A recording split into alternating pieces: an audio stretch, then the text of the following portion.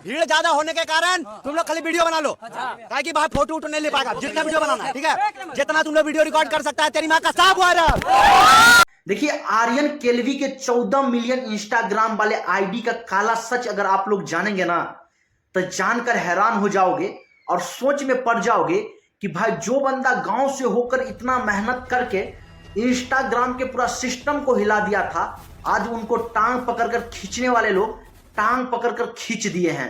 Video को अंत तक देखना और वीडियो को ज्यादा से ज्यादा शेयर करना, ताकि ये वीडियो आर्यन केल्वी के पास पहुंच जाए।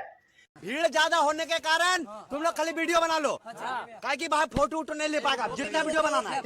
देखिए, जो बंदा से मिलने के लिए दूर दूर से लोग पहुंच रहे थे और रातों रात अपने सोशल मीडिया अकाउंट से वायरल हो रहे थे, आज उस बंदा को लोगों ने रुलाने पे मजबूर कर दिया है और कैसे उनके आईडी पे धड़ाधड़ रिपोर्ट मार के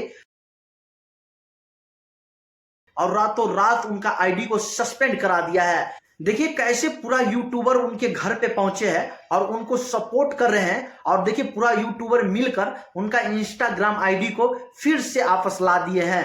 बाकी आप लोग कमेंट करके बताइएगा कि भाई इस दुनिया में जलने वाले लोग बहुत है।